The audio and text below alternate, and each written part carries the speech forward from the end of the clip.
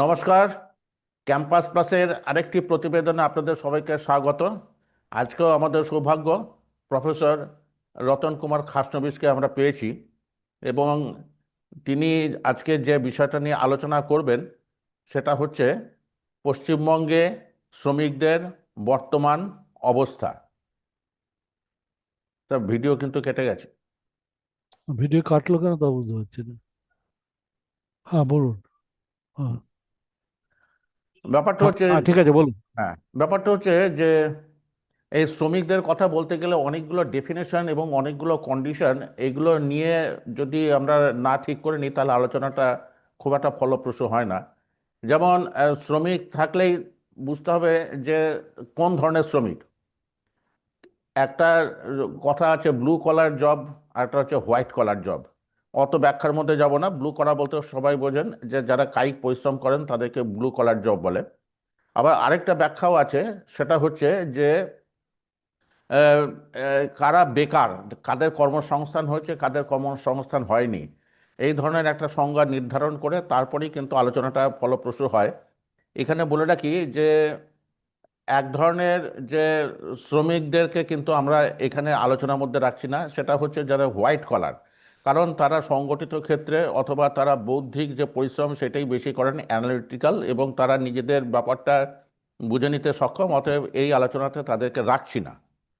এবং যারা কর্মহীন বা যেভাবে হোক না কেন কোনো কর্মসংস্থানের মধ্যে রয়েছেন, তাদেরকে নিয়েই আজকে আলোচনা। এবং তার আগে একটু বলে নিই প্রফেসর খাসনবী সম্পর্কে, যে তার সম্পর্কে কিন্তু আমরা একটা বিস্তৃত কিন্তু একটা আহ, ভিডিও করেছিলাম। ঠিক এর আগের আগের যে ভিডিওটা, তার লিঙ্কটা দিয়ে দেবো।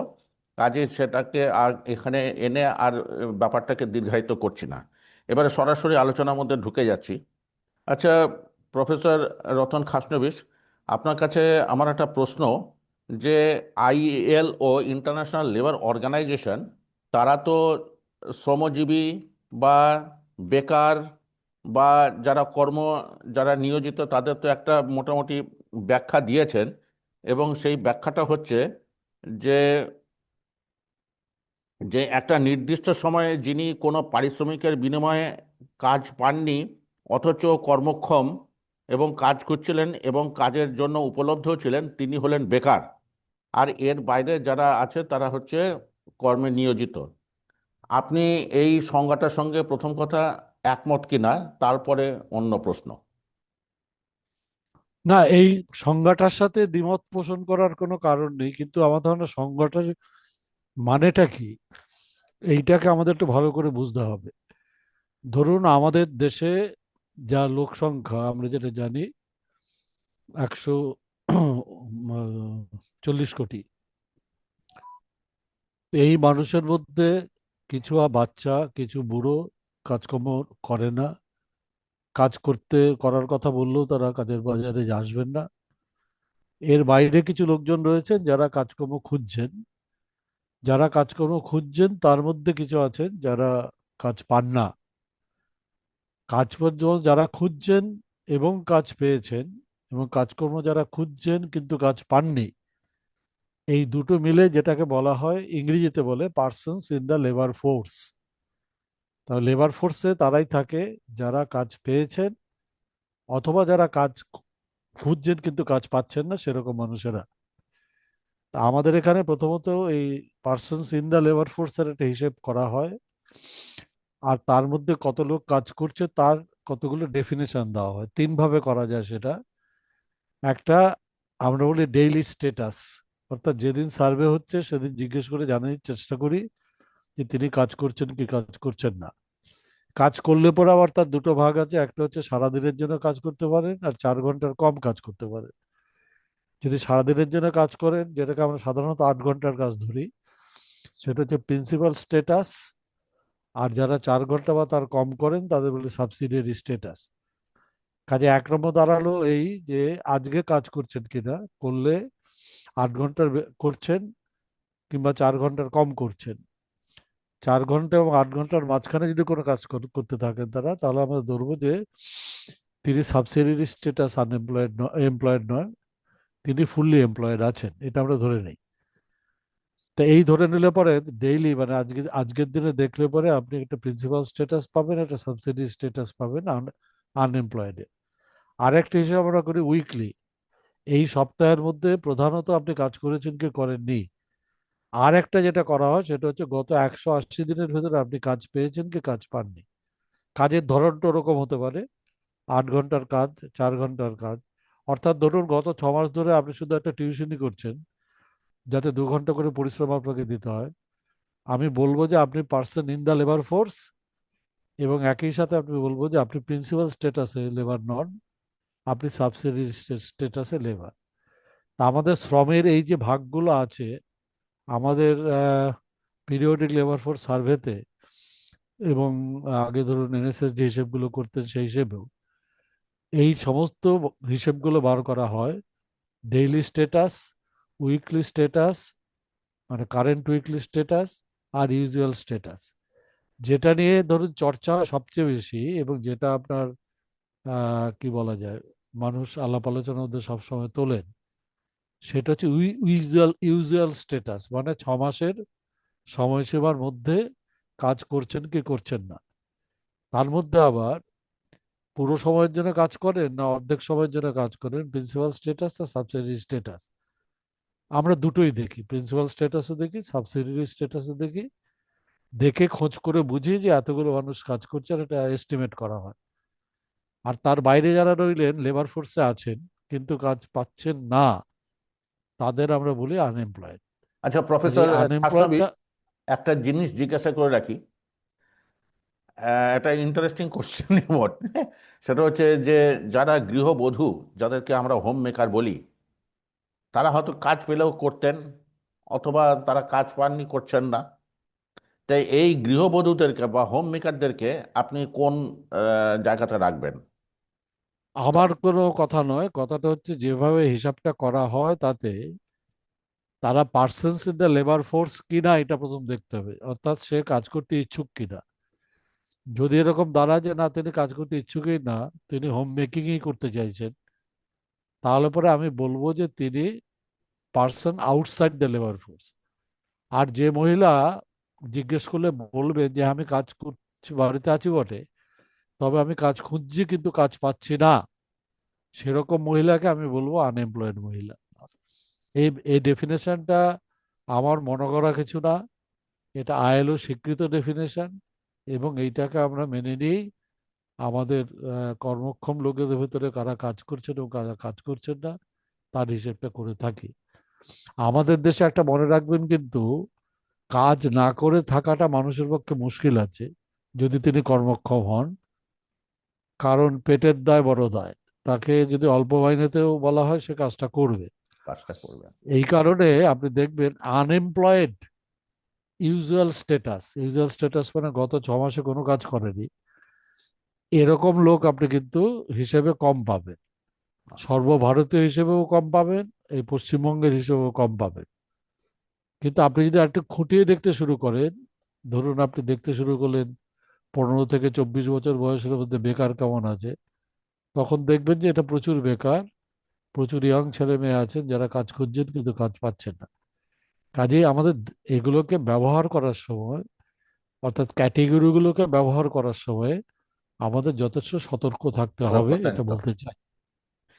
এবার একটু স্ট্যাটিস্টিক্সের প্রশ্নে আসি, কারণ পশ্চিমবঙ্গকে যখন আমরা আলোচনা করব তখন কিছুটা স্ট্যাটিস্টিক্স আলোচনা না করলে কিন্তু পশ্চিমবঙ্গের চিত্রটা পাওয়া যাবে না। যেমন এখন তো প্ল্যানিং কমিশনের মতো নীতি আয়োগ হচ্ছে, দর্শকরা সবাই জানেন। সেই নীতি আয়োগের কথা অনুযায়ী পশ্চিমবঙ্গে বেকারিত্বের হার হচ্ছে 2.2%। এবং তাদের গত জন্য বছরের হিসাব, হ্যাঁ ঠিক। তেইশ হ্যাঁ দু হাজার ঠিক, আপনি ঠিক তো? 23-24, হ্যাঁ হ্যাঁ, 23-24। তো এখানে হুম। বলছে যে তখন পশ্চিমবঙ্গের টোটাল পপুলেশন বা লোক সংখ্যা হচ্ছে 99 মিলিয়ন, বা প্রায় 10 কোটি। এদের মধ্যে ওয়ার্কিং ফোর্স আপনি যেটা বলছিলেন মনে হচ্ছে সেটি বলছে যে 15 থেকে 59 বা 18 থেকে 60 বছর। হ্যাঁ হ্যাঁ হ্যাঁ হ্যাঁ হ্যাঁ, এটা এদেরটা হচ্ছে বোধ হয়, পার্সনস ইন দ্য লেবার হ্যাঁ, ফোর্স, হ্যাঁ। এদের মধ্যে হচ্ছে 60 থেকে 63 মিলিয়ন।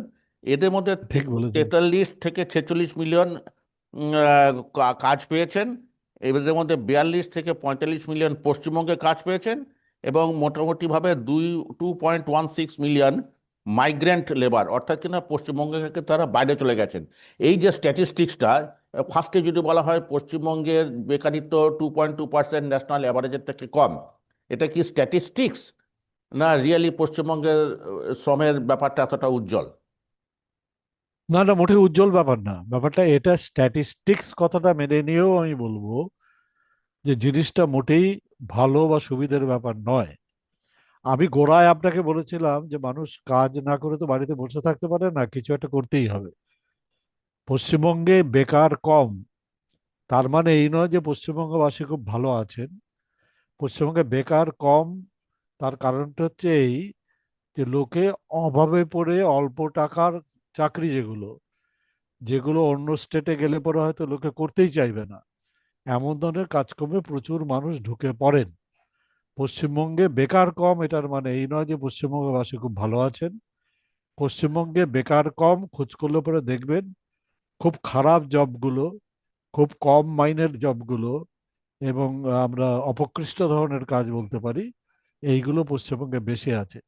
যেগুলো রেগুলার স্যালারিড জব, যেগুলোকে আপনি বলতে পারেন যে পরিচ্ছন্ন কাজ, পশ্চিমবঙ্গে রেগুলার স্যালারিড জব বা পরিচ্ছন্ন কাজ এগুলো আপনি পাবেন না। যেটা পাবেন সেটা হচ্ছে কিছু সেলফ এমপ্লয়েড মানুষ, কিছু ক্যাজুয়াল লেবার পাবেন, আর তার সাথে আপনার যেটা পাবেন সেটা unpaid family labour. Unpaid family. এইগুলোর সংখ্যা, আনপেড ফ্যামিলি লেবার, এই সংখ্যা পশ্চিমবঙ্গে অত্যন্ত বেশি। তার কারণ এই রাজ্যটাতে এই মমতা ব্যানার্জির জমানায় এসে যেটা ঘটেছে, আপনার শিল্পায়ন জিনিসটা ঘটছে না। এবং শিল্পায়ন জিনিসটা না ঘটার ফলে যা ঘটেছে সেটা হলো এই, মানুষ নানা ধরনের অড কাজ খুঁজে নিচ্ছেন, পেয়েও যাচ্ছেন, এবং সেই তথ্যটা দেখিয়ে রাজ্য নেত্রী বলছেন যে দেখো এখানে বেকার কম। আপনি একটু খেয়াল করলে দেখবেন এখান থেকে প্রচুর মানুষ মাইগ্রেট করে বাইরের রাজ্যে চলে যাচ্ছে।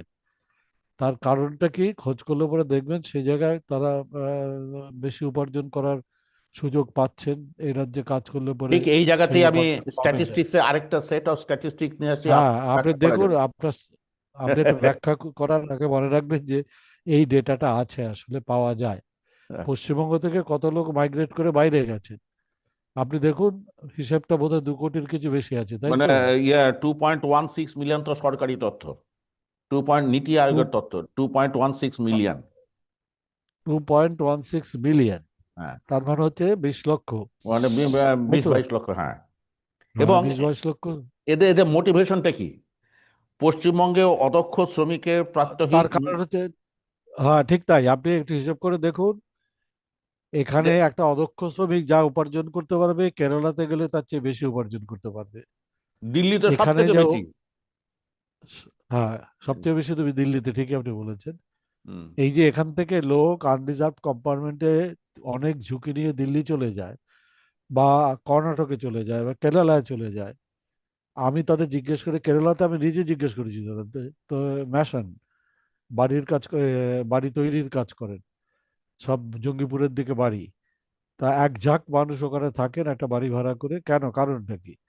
ওরা বলেন যেটা, সেটা হচ্ছে আমরা দিন রাত্রির কাজ করি এবং প্রচুর পয়সা পাই, যেটা পশ্চিমবঙ্গে থাকলে পরে আমরা পেতাম না। এখন কাজ নেই পশ্চিমবঙ্গে, ব্যাপারটা এমন না, থাকলে পরেও তাতে তা উপার্জন করতে পারতেন, তার চেয়ে বাইরে তারা অনেক বেশি উপার্জন করতে পারছেন। এবং সে কারণেই পশ্চিমবঙ্গ থেকে তারা বাইরে যাওয়ার ঝুঁকিটা নিচ্ছেন আর কি। বাইরে যে খুব ভালো থাকেন এরকম কিছু না, কিন্তু পশ্চিমবঙ্গের তুলনায় তারা উপার্জন অনেক বেশি করেন। তাদের এই কষ্টের জন্য তো পশ্চিমবঙ্গের অর্থনীতি তো একদিক থেকে উপকৃত হচ্ছে, এই কারণে তাদের রেমিটেন্স তো পশ্চিমবঙ্গে আসছে, কারণ তারা তো তাদের ফ্যামিলিকে মেনটেন করার জন্য তো টাকা পয়সা পাঠাচ্ছেন। তাতে তো রাজ্যের অর্থনীতি তো পরোক্ষভাবে হলেও তো অনেকটাই উপকৃত হচ্ছে। আমি কখনো সেটা অস্বীকার করবো না, যারা বাইরে যাচ্ছেন এবং কাজ করে টাকা পাঠাচ্ছেন, সেই টাকা পশ্চিমবঙ্গে ধরুন আপনার যাদের ফ্যামিলিগুলোতে যে পড়ছে তার থেকে এখানে কিছু ক্রয় ক্ষমতা তৈরি হচ্ছে, এটা ঠিক কথা, এটা অস্বীকার করার কোনো কারণ নেই। কিন্তু কোনো রাজ্য এটা কি করে হয় যে নিজের যে লেবার, সেই লেবারকে কাজ দিতে পারছে না, তাকে বাইরে ছুটতে হচ্ছে কাজ পাওয়ার জন্যে, এটা তো ভালো কথা না। অতি অবশ্যই। এবং এই যে বারবার বলা হচ্ছে যে এগিয়ে বাংলা, এগিয়ে বাংলা, যেখানে একটা 26 বছর 27 বছরের ছেলে ট্রেনে ঝুলে বাইরে চলে যাচ্ছেন কাজ করার জন্য, কারণ এখানে কাজ নেই, সেটাকে আমি এগিয়ে বাংলা, এগিয়ে বাংলার বিজ্ঞাপন তো করতে পারি না, করা উচিত না। আপনাকে এখানে নিয়োগ সৃষ্টি করতে হবে, কিন্তু সেই নিয়োগ সৃষ্টি করার কোনো সুযোগ পশ্চিমবঙ্গে আছে বলে আমার মনে হচ্ছে না। যা আছে, আপনি থেকে যান, কাজ পাবেন, অপকৃষ্ট ধরনের কাজ পাবেন, অল্প অপকৃষ্ট অল্প ধরনের কাজ। মাইনের কাজ পাবেন, এবং তাতে করে আপনার যে অভাব সেটা মেটাতে পারবেন না। আপনি বাইরে চলে যান, একটু বেটার কাজ পাবেন, ফলে হয়তো 20 লক্ষ লোক তারা বাইরে গিয়ে কাজ করার চেষ্টাটা করছে। ঘটনা এরকম। প্রফেসর খাসনবিশ, আপনাকে আমার পরবর্তী প্রশ্ন, এটাও কিন্তু একটু স্ট্যাটিস্টিক্সই জড়িত কিন্তু ইম্পর্ট্যান্ট। সেটা হচ্ছে পশ্চিমবঙ্গের ন্যূনতম মজুরি বোধহয় বর্তমানে 397 টাকা অদক্ষ শ্রমিকদের জন্য, আধা দক্ষদের জন্য 437 টাকা, দক্ষ শ্রমিকের জন্য 481 টাকা, এবং অতি দক্ষদের জন্য হচ্ছে 529 টাকা। এবং এগুলো হচ্ছে শহরাঞ্চলের। তা দেখা যাচ্ছে যে তামিলনাড়ু, তেলেঙ্গানা, দিল্লি, জম্মু কাশ্মীর, এই সমস্ত স্টেটে এই অ্যামাউন্টগুলো পশ্চিমবঙ্গের থেকে অনেক অনেক বেশি।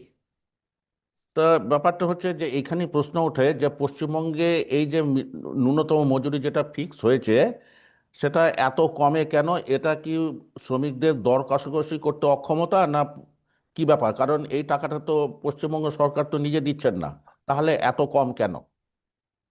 একটা কারণ হচ্ছে, এটা আমরা অনেকে খবর রাখি না, একটা কস্ট অফ লিভিং ইন্ডেক্স তৈরি করা হয়।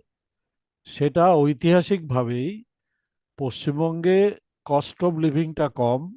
দিল্লিতে বা কর্ণাটকে গেলে পরে আপনি দেখবেন কস্ট অফ লিভিং পশ্চিমবঙ্গের তুলনায় বেশি।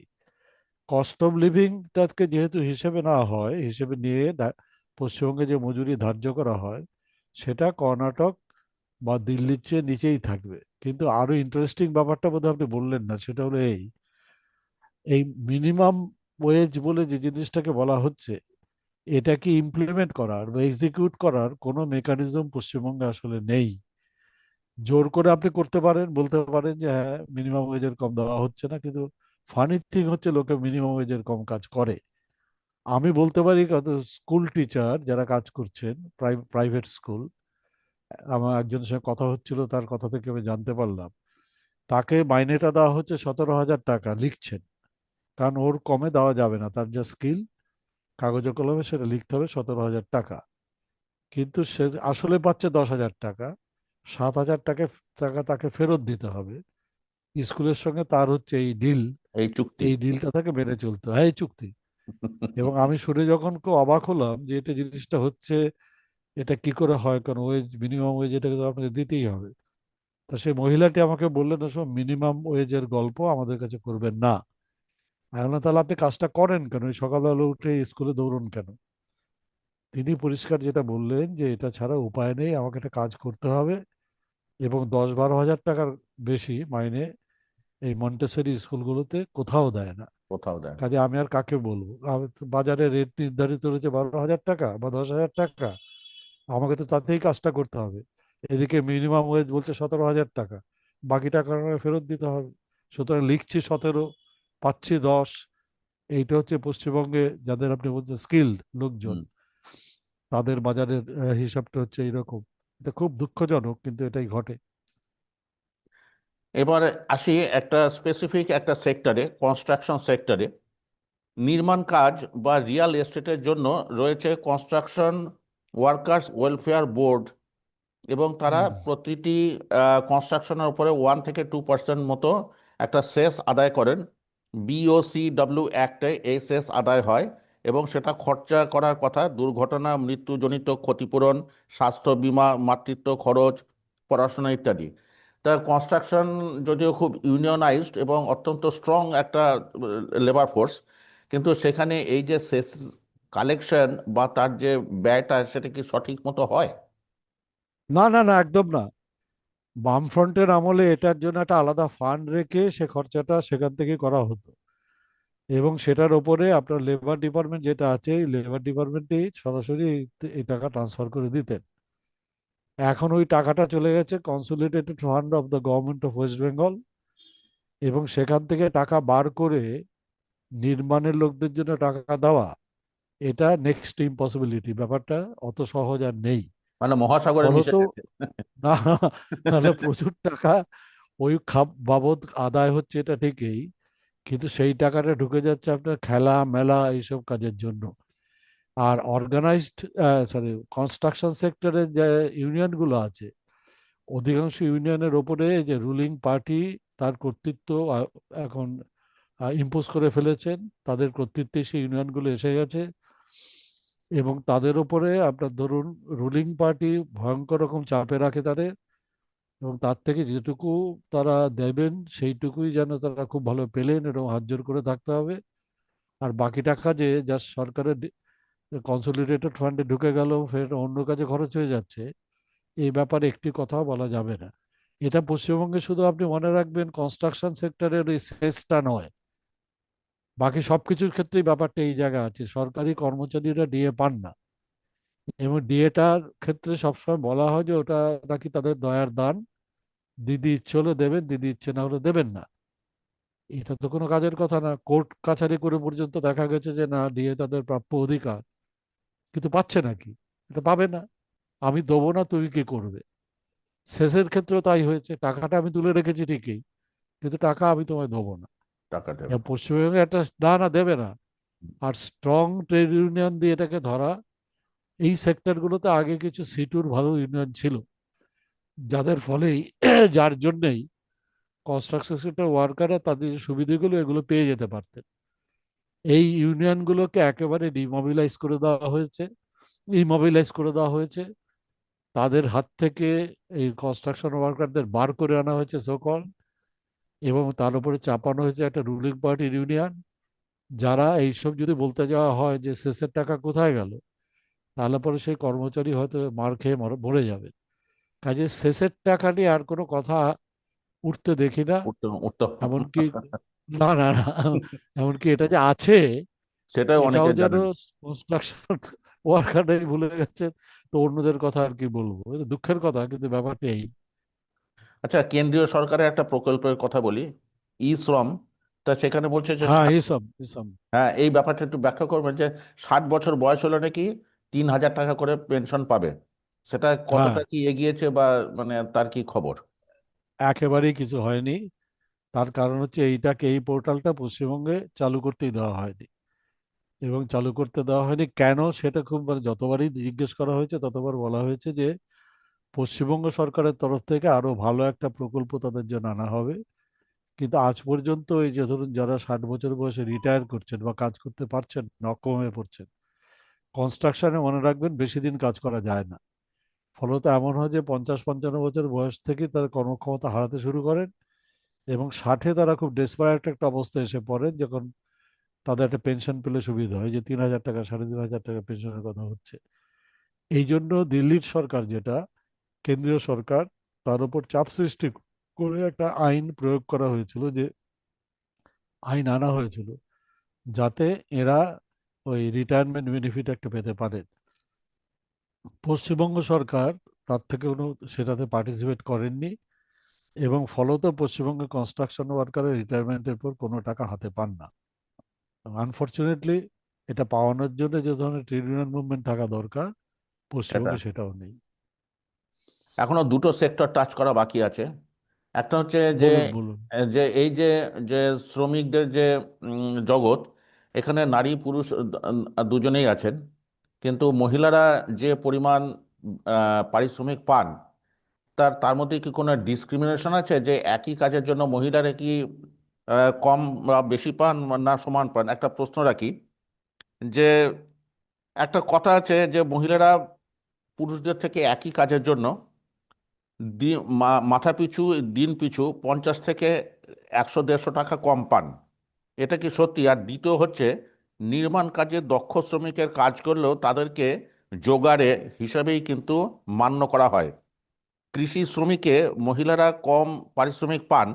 গৃহ পরিচারিকাদের কথা তো আর বলারই কিছু নেই।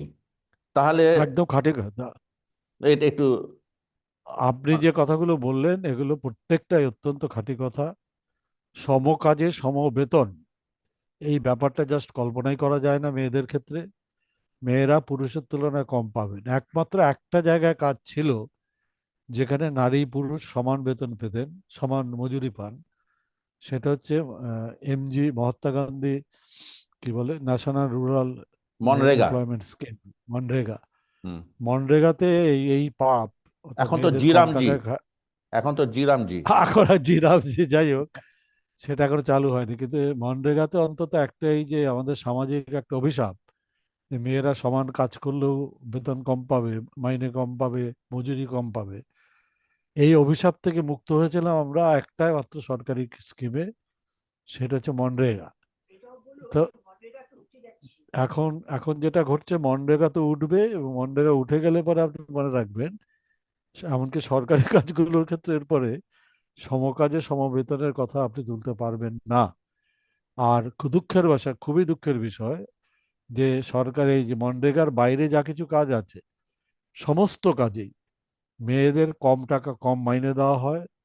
শুধু তাই নয়, মেয়েদের যে ধরুন কতগুলো জিনিস তাদের দরকার হয়, যে বাচ্চা নিয়ে কাজে এলে পরে বাচ্চাদের রাখার একটা ব্যবস্থা করা, ক্রেশ রাখা যাকে বলা হয়, বা ধর কিছু সময়ে মেয়েরা তাদের মেটার্নিটির জন্য ছুটি পাওয়া দরকার তাদের, বহু সংগঠন জাস্ট এইগুলো দেখতেই চান না। এমনকি সংগঠিত ক্ষেত্রেও যে মহিলারা কাজ করতে যান, সবসময় খেয়াল রাখে এমপ্লয়ার যে তার বাচ্চা হওয়ার সম্ভাবনা আছে কিনা। বাচ্চা হওয়ার যদি সম্ভাবনা থাকে তাহলে তাকে আমরা অ্যাপয়েন্টমেন্ট দেবো না, কারণ তাকে মেটার্নিটি লিভ আমাদের দিতে হবে বিনি পয়সা, বিনি খরচে। সে বহুদিন সরকারি কি বলে, কোম্পানির খরচে বহুদিন সে ছুটি নিয়ে বসে থাকবে, এবং সেটা আটকাবার কোনো উপায় আমাদের কাছে নেই। ফলে ডিসক্রিমিনেশনটা শুধু আনঅর্গানাইজ সেক্টরে হচ্ছে এমন নয়, অর্গানাইজ সেক্টরেও মেয়েদের প্রচুর পরিমাণে বাধা তো আছেই, সব কাজে তাদের নেওয়া হয় না। যদি বা নেওয়া হয়, তাতেও কিন্তু তাদের ওই সমান বেতন এটা আসে না। এই কারণে আমরা যেটা বলি, সবসময় যেটা বলি, যে কাজের বাজারে মেয়েদের ক্ষেত্রে একটা অদ্ভুত জেন্ডার ডিসক্রিমিনেশন আছে। এবং আপনি দেখবেন আমাদের দেশে মেয়েরা কম কাজে যায়, ছেলেরা বেশি কাজে যায়। যেটাকে বলে ওয়ার্ক পার্টিসিপেশন রেট, সেটা মেয়েদের ক্ষেত্রে কম। তার একটা বড় কারণ এই ডিসক্রিমিনেশন। গিয়ে আমি বেশি মজুরি পাবো না, তাই বাড়িতেই বসে থাকি, বা যে কাজগুলো বাড়ির করার আছে সেই কাজগুলো করার চেষ্টা করি। এইটা বারবার হয় বলে, অর্থাৎ এই ডিসক্রিমিনেশনের কারণে ওয়ার্ক প্লেস কন্ডিশন ভালো নয় বলে আমাদের এখানে মেয়েদের কিন্তু কি বলে ওয়ার্ক পার্টিসিপেশন রেটও কম থাকে। ইউরোপে বা উন্নত দেশগুলোতে আপনি দেখবেন মেয়েদের মধ্যে ওয়ার্ক পার্টিসিপেশন রেট যথেষ্ট হাই, 80 থেকে 90% মেয়েরা যায়। হ্যাঁ, আমাদের এখানে আগে তো অনেক দিন যাবত এটা 25-26-এ ছিল, এখন তার থেকে কিছুটা বেড়েছে, কিন্তু আমার ধারণা এই বাড়তিটাও সাময়িক। ধীরে ধীরে আবার ওই 30%-এর কাছাকাছি কোনো একটা জায়গায় এসে দাঁড়াবে। মেয়েরা কাজেই যুক্ত পারে না, এত বিপুল পরিমাণে সেখানে আরেকটা ছোট্ট বাধা দেয়। আর আরেকটা সেক্টর বাকি আছে, তার আগে একটা ছোট্ট উত্তর নিয়ে নিই এই ব্যাপারেই, এই মহিলাদের সম্পর্কেই। আইটি সেক্টর তো ধরুন, এখানে তো এমপ্লয়মেন্ট জেনারেশন তো প্রচুর হয়, এখানে মহিলারা কি ডিসক্রিমিনেশনের শিকার হচ্ছেন? খুব খুব। এবং বলা যেতে পারে অনেকগুলো জায়গায় তারা, অনেকগুলো সেক্টরে, সরি আইটি সেক্টরের অনেকগুলো কোম্পানিতে তারা যে কাজের নেচারটা বুঝে আগেই মেয়েদের এলিমিনেট করে দেয়। যে কাজগুলো তারা বোঝে যেখানে মেয়ে রাখলে পরে আমরা সুযোগ করতে পারবো না, ধরুন যেগুলোতে তারা বডি শপিং করে। ভিডিও ভিডিও অফ হয়ে গেছে। হ্যাঁ, যেগুলোতে তারা একটা বডি শপিং এর কাজ থাকে, আপনি বোধহয় জানেন যে বিদেশে একটা কাজ পাওয়া গেল, আমাদের এখান থেকে কটা ছেলেকে পাঠিয়ে দিলাম, কতগুলো লেবারকে পাঠালাম, তারা ওখানে গিয়ে সাইবার কাজকর্মটা করে দিয়ে চলে এলো। এবং তার থেকে যে ডলারটা উপার্জন করা গেল, তার একটা অংশ কোম্পানি পাবে, আর বাকি অংশটা ওই যে লোকটি কাজ করতে গেল সে পাবে। এই বডি শপিং এর কাজ, অর্থাৎ বাইরে গিয়ে কাজ করার যেটা থাকে, ইনভ্যারিয়েবলি এক্ষেত্রে দেখা যায় যে মেয়েদের এগেনস্টে প্রচন্ড ডিসক্রিমিনেট করা হচ্ছে। ওকে। যদি বোঝা যায় যে এই কাজটা ছেলেদের পাঠালেই হয়ে যাবে, তাহলে প্রথম প্রেফারেন্স থাকে ছেলেরা। আর যদি কোনো মেয়ে খুব ভালো স্কিল থাকে তা, এবং ছেলেদের সঙ্গে লড়াই করে করে সে বহুদূর পর্যন্ত উঠে পড়েছে, একমাত্র সে ধরনের মহিলাদের ক্ষেত্রেই এই প্রফেশনাল জায়গাটা খোলা থাকে, এবং তাদের লাগে অত্যন্ত হাই স্কিল এবং প্রচন্ড রেকগনিশন। আরে আমাদের একটা দুটো এরকম আর একটা ইস্যু টাচ করতেই হবে, মাত্র 3 মিনিট সময় আছে। সেটা হচ্ছে চাইল্ড লেবার। একটা স্ট্যাটিস্টিক্স বলছে পশ্চিমবঙ্গে, সরকারি স্ট্যাটিস্টিক্স, 7,05,000 চাইল্ড লেবার আছে। উত্তরপ্রদেশে 20,75,000, মহারাষ্ট্রে 7,83,000 এবং রাজস্থানে 8 লক্ষ। অর্থাৎ কি না, পশ্চিমবঙ্গ থেকে 7.6% চাইল্ড লেবার, উত্তরপ্রদেশ থেকে 22.9%, মহারাষ্ট্র থেকে 8.6% এবং রাজস্থান থেকে 9 এই যে নেগেটিভ যে ব্যাপারগুলো থেকে পশ্চিমবঙ্গ সবসময় একটু উপরের দিকে রয়েছে। তো পশ্চিমবঙ্গে এই চাইল্ড লেবারের মানে বৃদ্ধির কারণটা কি? দারিদ্র। এক কথা যদি আমাকে জবাব চান, তাহলে আমি যেটা বলবো, পশ্চিমবঙ্গ হচ্ছে দরিদ্র রাজ্য। এবং এই যে ধরুন আমাদের সরকার থেকে বলা হয় যে এগিয়ে বাংলা, এবং বাংলায় নাকি উন্নয়নের পাঁচালী শুনি যে প্রচুর উন্নতি হয়েছে। ফ্যাক্ট হলো, পার ক্যাপিটা আপনি যদি ইনকামের কথা ধরেন, তাহলে পার ক্যাপিটা মাথাপিছু আয়, তাহলে আমরা এখন আমাদের স্টেটটা যে মাথাপিছু আয় সেটা উড়িষ্যার চেয়ে কম। এটা জেনে রাখুন। আমাদের এখানে যেটা মাথাপিছু আয়, সেই মাথাপিছু আয়টা যদি আপনি 23টা সবচেয়ে বড় রাজ্য ধরেন, তার ভেতরে আমাদের পজিশনটা হচ্ছে 17তম। আমাদের এখানে পশ্চিমবঙ্গ হচ্ছে একমাত্র রাজ্য, পশ্চিমবঙ্গ হচ্ছে সেই রাজ্য যে বুঝতে পেরেছি। রাজ্যতে আপনি দেখবেন যে অনেক বেশি আয় থাকা সত্ত্বেও পার ক্যাপিটা ইনকাম কম। তার কারণ হচ্ছে দারিদ্র্য বড় বেশি আছে, এবং মোস্ট দারিদ্র্য এই বাচ্চাদের মোস্ট টাচি ঘর একটা থেকে ইস্যুতে বাইরে নিয়ে আসছেন। মোস্ট টাচি হ্যাঁ। একটা ইস্যুতে মানে এসে এই আলোচনাটা শেষ করতে হবে, কারণ সময় টিকটিক করছে। সেটা হচ্ছে যে শিশু শ্রমিক বা চাইল্ড লেবার, এটা আইন অনুযায়ী এটা বেআইনি ব্যাপার। কিন্তু তারা যদি কাজ যদি না পান, তারা তো অপরাধমূলক কাজের সঙ্গে জড়িয়ে পড়বেন। তাহলে যারা শিশু শ্রমিকদেরকে নিচ্ছে তাদের ভেতরে ভেতরে মুনাফাবাজির উদ্দেশ্য থাকলেও আলটিমেটলি কি চাইল্ড লেবারকে অতটা ডিসকারেজ করা সম্ভব? আপনি খুব প্র্যাকটিক্যাল একটা কথা বলেছেন। এই চাইল্ড লেবার সাধারণত যেটা ঘটে সেটা হচ্ছে যেই জায়গাগুলোতে কি বলবো, এটা বলতেও খারাপ লাগে, এটা হ্যাজার্ডাস ধরনের কাজ। হ্যাজার্ডাস মানে কি? ধরুন বাজির কারখানা, তার ভেতরে আপনি ইনভ্যারিয়েবলি দেখলে বাচ্চা ছেলে আছে। আমি একবার এরকম একটা বাজির কারখানার বিস্ফোরণের পর খবর নিতে গিয়ে জানলাম যে মুর্শিদাবাদের বঞ্চিত দরিদ্র মুসলিম পরিবারের অনেক বাচ্চাকে ওইখানে পাঠিয়ে দিয়েছে তার বাবা মারা। কারণ আর কিছু হোক না, অন্তত দুবেলা খেতে তো পাবে। আমাকে তাদের গার্ডিয়ানরা এই কথাটা বলেছিলেন। অনেকটা যেটা ঘটে সেটা আমি দেখেছি, যে আচ্ছা চায়ের দোকানে কাজ করুক, অন্তত তো খেতে পাবে। এই ব্যাপারটা এত ভয়াবহ রকম ভাবে আছে আমাদের দেশে, যে কাজ করার থেকে তাদের বঞ্চিত করে নিয়ে এসে আপনি যদি বাড়িতে রাখার কথা বলেন, স্কুলে পাঠানোর কথা বলেন, সেটা আসলে খুব প্র্যাকটিক্যাল সলিউশন হয় না। এই জন্য বাবা মারা অনেক সময় জেনে বুঝেই ওই বাচ্চাকে একটা হাইওয়ের পাশে একটা চায়ের দোকানে কাজে ঢুকিয়ে দেয়। খারাপ, খুবই খারাপ, কিন্তু বিকল্পও কিন্তু দেখতে পাই না। 1 মিনিটে আপনার কাছে সামারাইজ করতে মানে অনুরোধ করব, পশ্চিমবঙ্গের শ্রমিকদের অবস্থা কেমন যদি আপনাকে 1 মিনিটে বলতে বলা হয়, আপনি কি বলবেন? আমি যেটা বুঝেছি, যেটুকু ঘাটাঘাটি করি, তথ্য যেটুকু দেখেছি, সেটা হচ্ছে পশ্চিমবঙ্গে যে ধরনের কাজ আছে সেটা অপকৃষ্ট ধরনের কাজ। উৎকৃষ্ট মানের কাজ থাকে ম্যানুফ্যাকচারিং এর যেসব জায়গায়, সেগুলো নেই, কারণ পশ্চিমবঙ্গে ম্যানুফ্যাকচারিং এর কোনো বিকাশ ঘটছে না। সেই উৎকৃষ্ট ধরনের কাজগুলো আপনি অন্য স্টেটে হয়তো পাবেন, পশ্চিমবঙ্গে পাবেন না। আমরা যে কাজগুলো দেখেছি পশ্চিমবঙ্গে, সেই কাজগুলো লো এন্ড জব বলি আমরা। অল্প বেতনের কাজ, যেটা যে কোনো লোকই অতটা স্কিল লাগে না, করে ফেলতে পারে। এবং আইএলও একটা হিসেব করে দেখেছে যে এই ধরনের কাজ পশ্চিমবঙ্গে অনেক বেশি। তার কারণ এখানে প্রকৃত শিল্পায়নটা ঘটেনি, এবং গত 15 বছর ধরে এখানে রাজ্যে যেহেতু কোনো শিল্পায়ন সেই অর্থে ঘটেনি, কাজেই পশ্চিমবঙ্গের শ্রমিকের পরিস্থিতি আগের তুলনায় আরো খারাপ হয়েছে। এবং শ্রমিকদের ইউনিয়নগুলো আগে যেগুলো মোটামুটি তৎপর থাকতো, সেগুলো অধিকাংশই ডিফাঙ্ক্ট হয়ে গেছে। তার কারণ রুলিং পার্টি তাদের ইউনিয়ন করতে দেয় না। এমতাবস্থায় শ্রমিকের অবস্থা যতটা খারাপ হওয়া দরকার, বোধহয় তার চেয়েও খারাপ দাঁড়াচ্ছে। যখন আপনার সাথে কথা বলছি তখন আমি জানি যে জুট মিল গুলোতে হাহাকার পড়ে গেছে, এবং সরকারের দিক থেকে ইন্টারভেনশন ইমিডিয়েটলি হওয়ার দরকার, যাতে ওখানে লে অফটা না হয়, কাজকর্মগুলোকে করতে করতে পারে।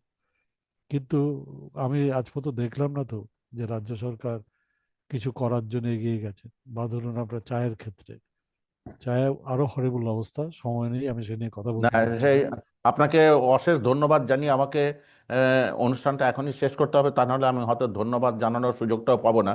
কিন্তু এরপর এরপর আচ্ছা, আরো ঠিক আছে, ঠিক আছে। এরপর এরপর আরো অনেক, মানে পশ্চিমবঙ্গবাসীকে এনলাইট করার জন্য আরো অনেক ইস্যু আছে যেখানে আপনার মূল্যবান কথাগুলো অত্যন্ত উপকারী হবে। আপনি বলবেন, আমার সময় থাকলে আমি নিশ্চয়ই আমার যে বক্তব্য সেটা রাখবো। আপনি আপ- বলবেন, নিশ্চয়ই বলবেন। আপনাকে অশেষ ধন্যবাদ। ধন্যবাদ, ধন্যবাদ।